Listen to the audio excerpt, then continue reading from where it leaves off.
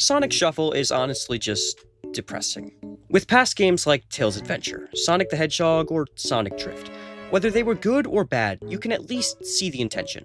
Even Sonic the Hedgehog 2006, what is widely considered to be the worst Sonic game of all time, has some soul to it. I can look at the game and legitimately think that if it had more development time, it might have been at least a decent Sonic game. For everything people criticize about it, you can still tell somebody at SEGA was trying to make a good Sonic game, but that's another topic for another time. What about Sonic Shuffle? Well, it's hard to put what I think about Sonic Shuffle into words. I think the best word for it would be soulless. All of the game's animations look very hollow and stiff. This game's entire existence feels pointless. It's just Mario Party, but with cards and a few rule changes. Okay, so maybe it's a bit more than that. But it's still very obviously supposed to be at least a competitor to Mario Party. In fact, while Sonic Shuffle is technically developed by SEGA, SEGA had assistance from Hudson Soft, the developers behind Mario Party. If that isn't proof enough that this is a blatant knockoff, then I don't know what is. Anyway, let's get into the details.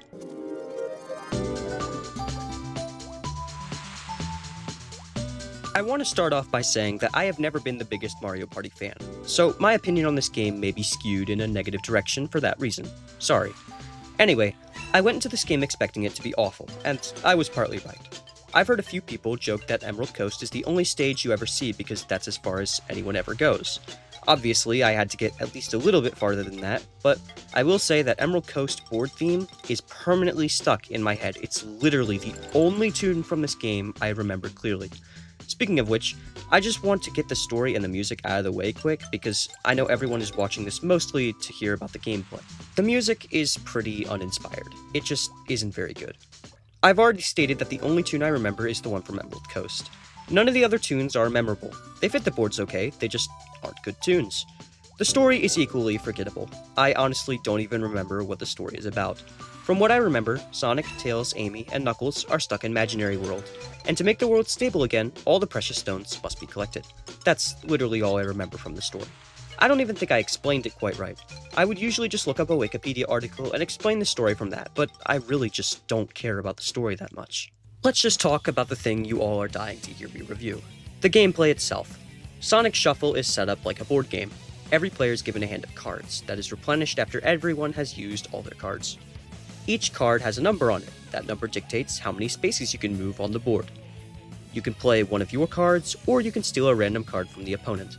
There are S cards that allow you to do several different things, like swap hands, or basically select how many spaces you want to move. There is also one Eggman card. The person who plays this card gets to suffer a random punishment given by Eggman. That's what these cards do. Also, every space on the board does something. The blue ring spaces give you rings, and the red spaces take rings from you. There are minigame spaces that make you compete with other players in a minigame. There are event spaces that basically do something completely random that can either help you or harm you. There are battle spaces that make you battle some enemy to get a Force Jewel. By the way, Force Jewels are special items that you can use during your turn on the board. They do things like steal rings and the like. There are also special spaces for specific boards, usually just for transportation of some sort. The goal of the game is to have the most precious stones by the end of the game. You can collect precious stones by moving to a precious stone space and winning a battle. So, does this gameplay hold up? Well, the game's most glaring flaw is probably the CPU difficulty. You can change the difficulty to anything you want, and it won't change anything. Playing almost any minigame against the CPUs is a pretty miserable experience. They know exactly what to do in all the minigames. The only time the minigames are fun is when you do a team minigame and another CPU is on your team. At least then, you have a chance. The problems with the CPUs extend to board gameplay as well. I can't really confirm this, but I'm quite certain the CPUs just straight up cheat. Remember how I said you can steal cards from other players, but you don't know what their cards are? Well, it seems like no matter what you do, the CPUs know exactly where your S card and your 6 cards are in your hand. To say it's irritating would be an understatement. It's kind of funny because when you first start a board, all the CPUs do everything in their power to get to the first Precious Stone. But then after that, they kinda just go in seemingly random directions. What I would end up doing was restarting the game if I didn't get the first Precious Stone. But yeah, the CPUs are absolutely broken. Here's one more obvious example.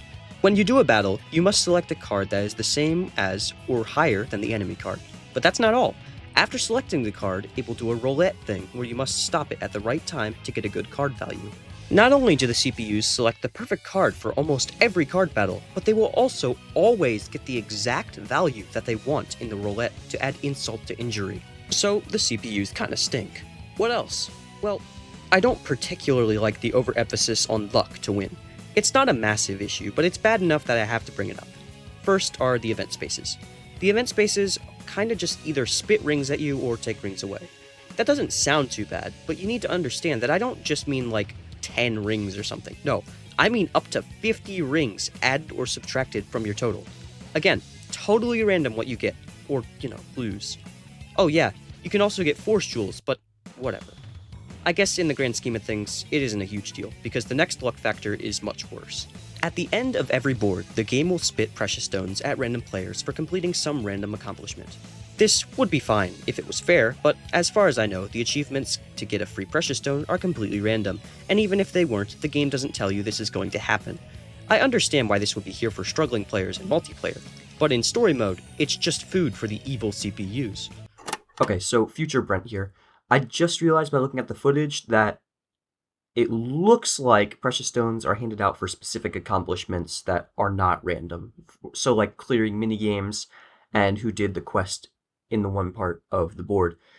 However, this is still kind of unfair because I've already talked about how insane the CPUs are at minigames. So yeah, anyway, back to the video. For example, in one game I played, I was winning by 2 precious stones. However, the game just gave Tails, the runner-up, 2 more free precious stones. Because he had more rings than me, he won by default. I was on the verge of quitting after that one. Another problem with this game is that you only play minigames when you land on a minigame space. On my script, the word problem is in quotes because I really don't think it's a huge deal. You play minigames less, but the minigames aren't super great anyway. Speaking of which, I've already talked about how annoying the CPUs are in minigames, but how do they actually play? Well, the minigames are all kind of in this pool of mediocrity. Literally all the minigames are just okay. Nothing more, nothing less, just okay. Never, in my entire life, have I ever seen a party game have more consistent minigames. In my experience, it's either kind of up or down in quality, or most of them are good with a few bad ones or okay ones here and there. The game literally consists of just okay minigames, in my opinion. None really stood out to me that much. If I had to choose the best one, it would probably be the one where you must press a specific button to advance, and pressing the wrong button is an automatic loss. Usually, those are kind of hit or miss, but I won every single match of it I played, even against the CPUs, so I'm biased. If I had to choose the worst minigame, I don't know. Probably either the first-person tag game with strange controls, or the psychic game. So, yeah, this game kind of just exists. Realistically, the story mode by itself deserves, like, a 4 out of 10. However, I have a feeling that if the multiplayer is good, this game could potentially be bumped up to a 6 out of 10. I unfortunately did not have time to do a multiplayer game before this review, and I honestly just wanted to get done with this game. I think I'll probably give a final rating of 5 out of 10. The game isn't awful, but it isn't good either. Also, again, it's potentially fun with friends, so I don't know. But for now, 5 out of 10 seems pretty reasonable. But yeah, if you enjoyed this video, then please consider subscribing and liking, and I'll try to get to work on that next video pretty soon. So the next game is Sonic Adventure 2, one of my favorite games of all time, so it shouldn't take too terribly long to come out, but I don't know. So, alright, see ya.